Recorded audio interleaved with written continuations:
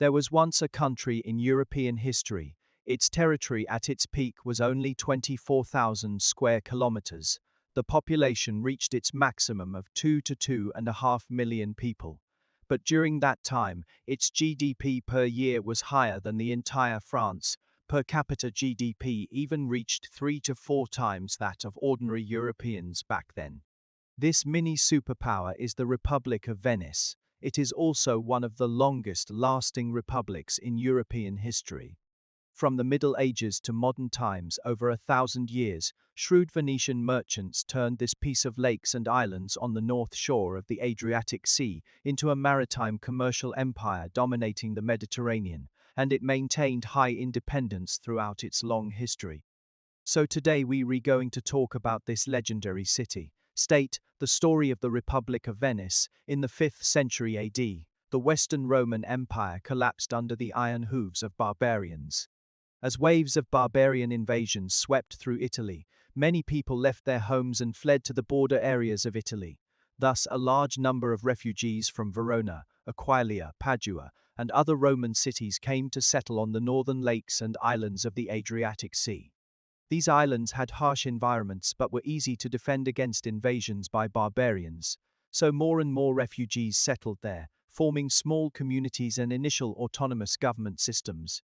This was the precursor to Venice.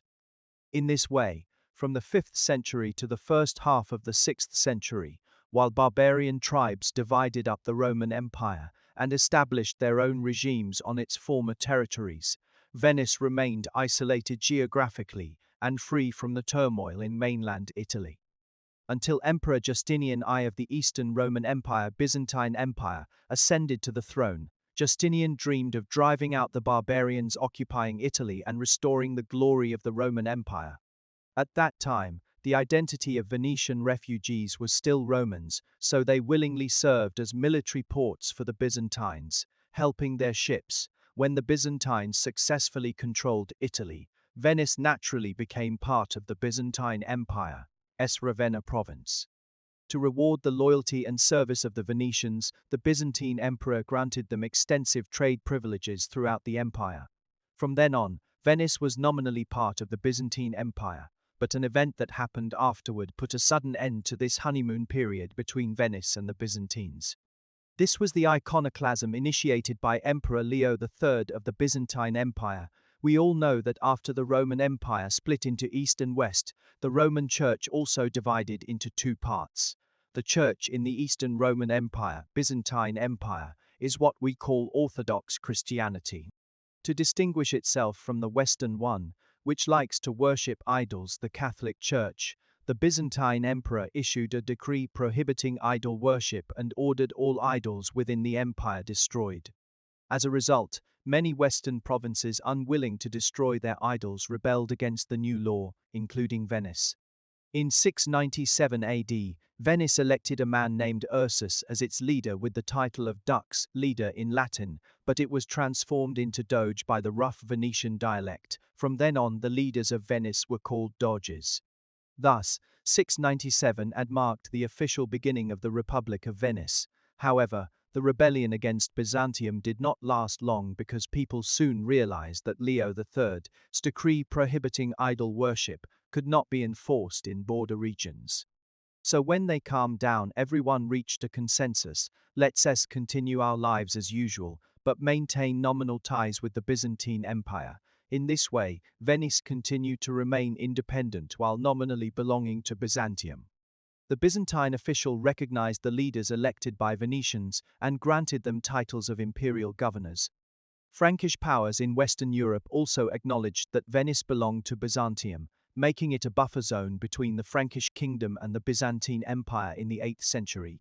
Many Byzantine girls married Venetian men and sailed westward to Venice. Many Venetians sent their sons eastward to Constantinople for education.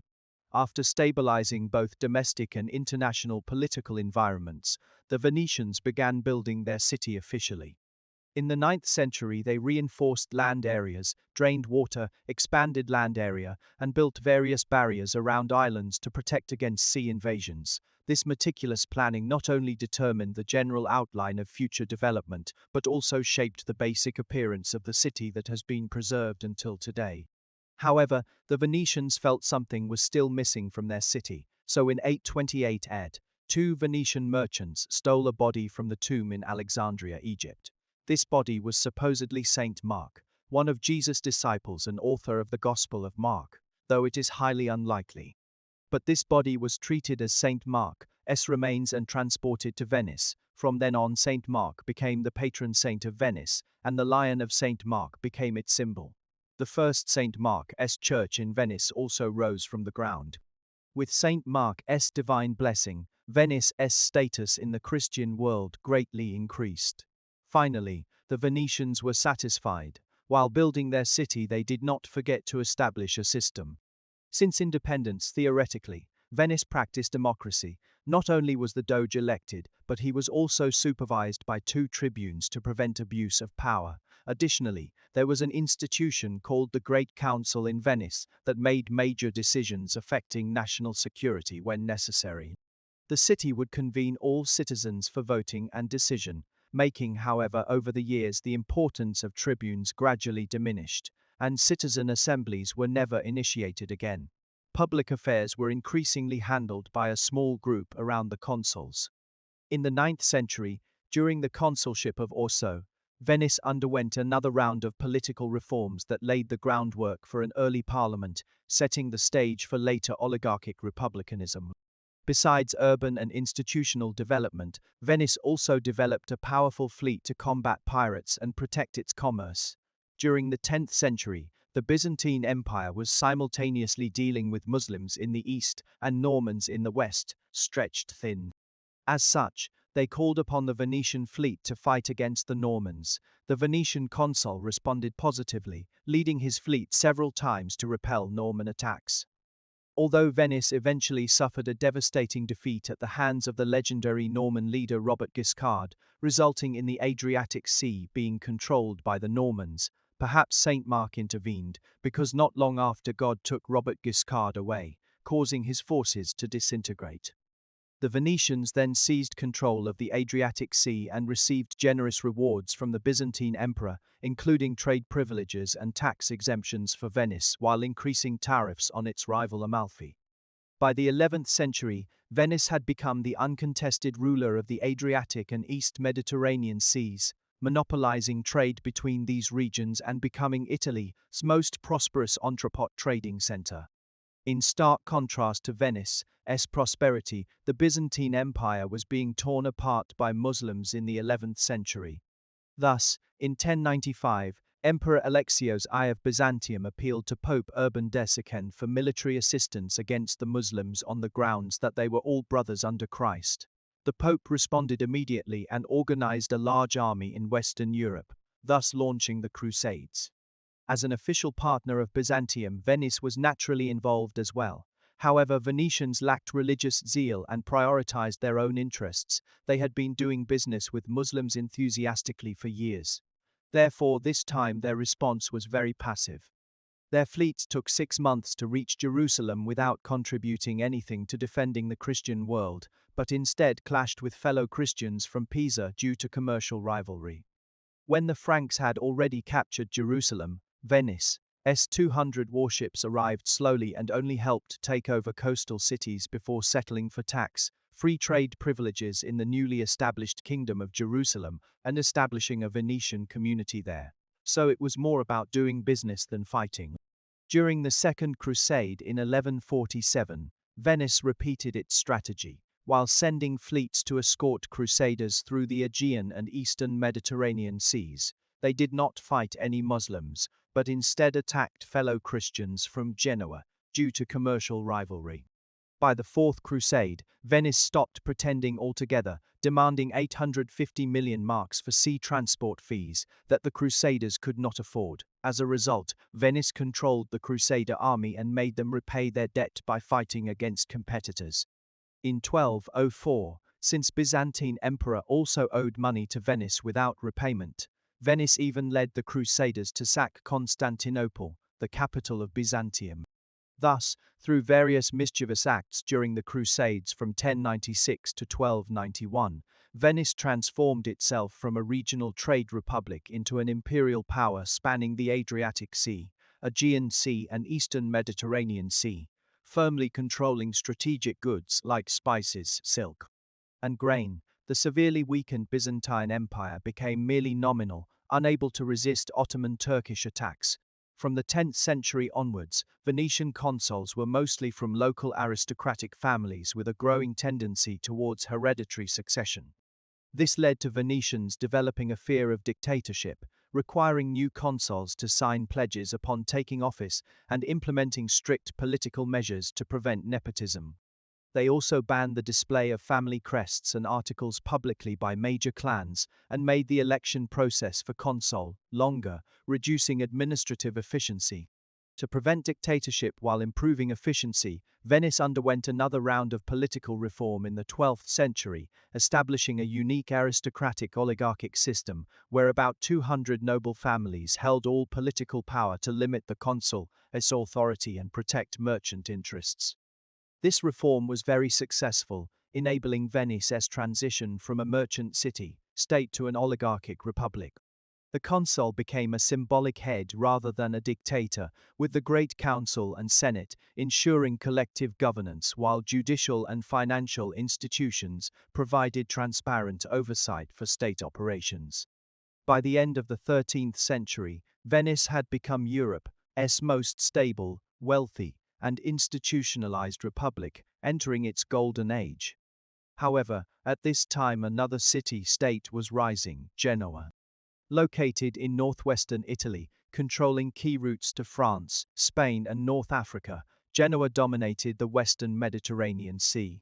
Initially, Venice developed eastward while Genoa expanded westward, avoiding direct conflict. Even in 1239, both nations briefly formed an alliance against invading forces of the Holy Roman Empire, but the good times didn't last long.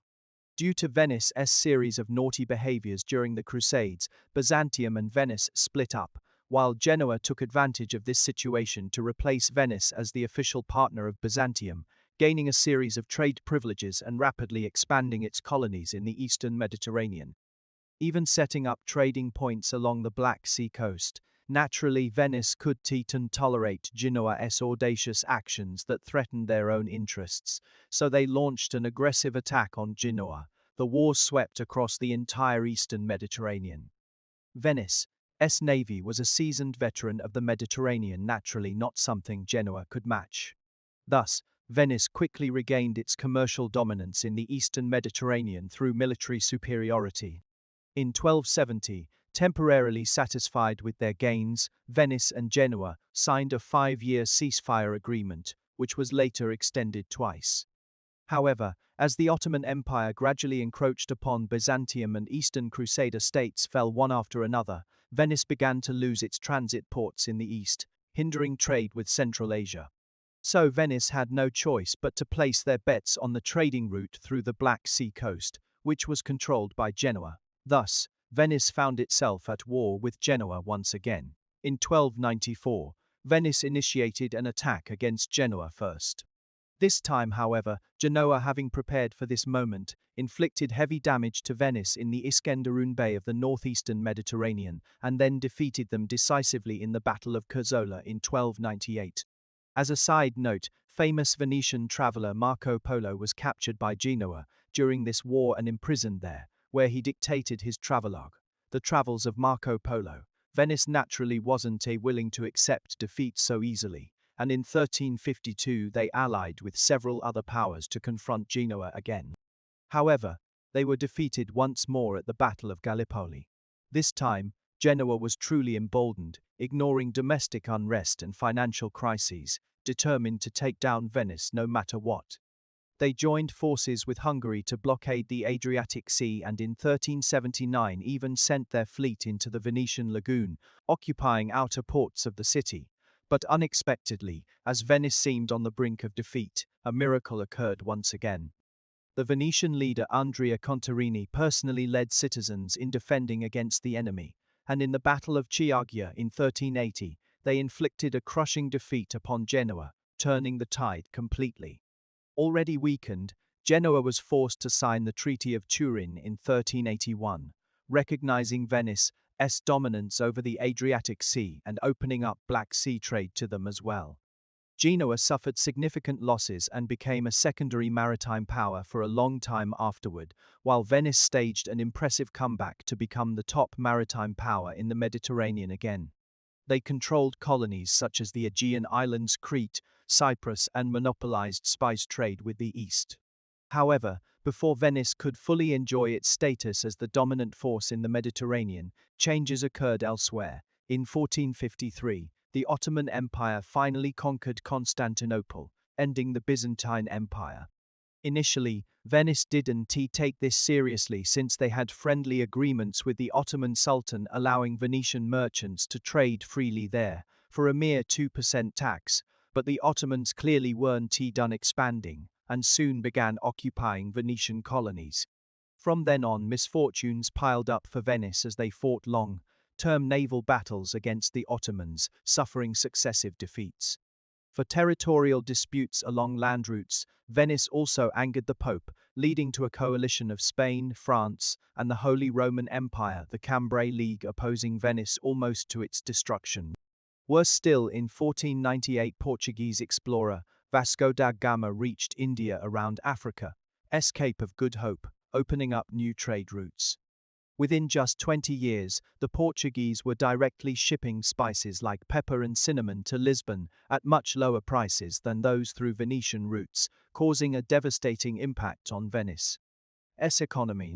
Thus, in the late 15th century, Venice's maritime dominance crumbled overnight. The Venetians finally put aside their pride and quickly adjusted strategies, first by allying with France to preserve territory, then cooperating with the Habsburgs and Spain against the Ottomans, simultaneously pushing for diplomatic peace while transforming economically into high-value-added industries like glassmaking, silk weaving, printing, as well as cultural sectors such as painting, books, opera, architecture, and high-end finance. This strategic shift proved highly successful. Soon enough, Murano glass became a symbol of European luxury goods, renowned overseas, banking flourished, and art thrived unprecedentedly, becoming a pillar in the later Renaissance period with masters like Titian, Veronese, Tintoretto emerging.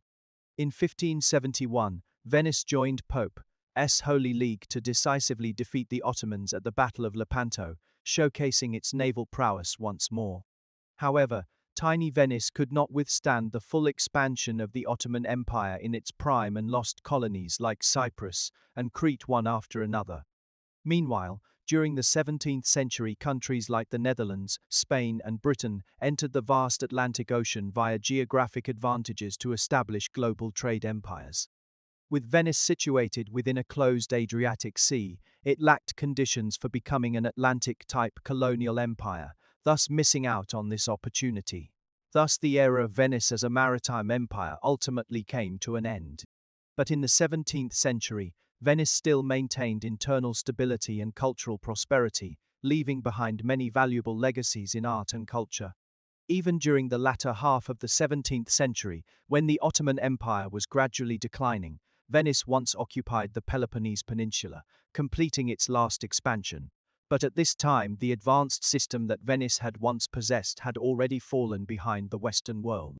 The oligarchic republic established in the 12th century had become completely rigid. Each time Venice took off historically, it was inseparable from timely political reforms. However, this time, the aristocratic group refused any political reform, resulting in Napoleon representing revolutionary forces and conquering Italy in 1797, treating Venice as a remnant of feudalism. On May 12, 1797, under Napoleon's coercion, the Great Council of Venice was forced to announce the dissolution of the Republic. The independent existence of the Venetian Republic for 1100 years thus officially came to an end. Its territory was ceded to Austria according to the Treaty of Campo Formio. The Venetian Republic was one of the longest-lasting countries in European history, existing from 697 to 1797, a total of 1100 years. Rising from a refugee camp to become the dominant power in the Mediterranean, it is truly legendary. Compared with Florence and Genoa, where coups and family struggles occurred frequently, Venice's uninterrupted 1100-year existence deserves to be called the most stable state in Europe. The secret of its endurance as a republic lies in the mature oligarchic system established in the 12th century. Unfortunately, it was both made and undone by this system. Due to the permanent limitation of great council members within registered noble families, new wealthy merchants could not enter the political core, ultimately leading to institutional rigidity and gradual depletion of political vitality. Nevertheless, the Venetian Republic is one of the most successful countries in human history. It pioneered a global trade model first in the 13th to 15th centuries, created a stable oligarchic republican system, and had profound impacts on modern diplomacy, financial systems, and legal frameworks. The fall of Venice marked the end of the medieval maritime city-state era, but its artistic and institutional legacies became important foundations for modern European civilization.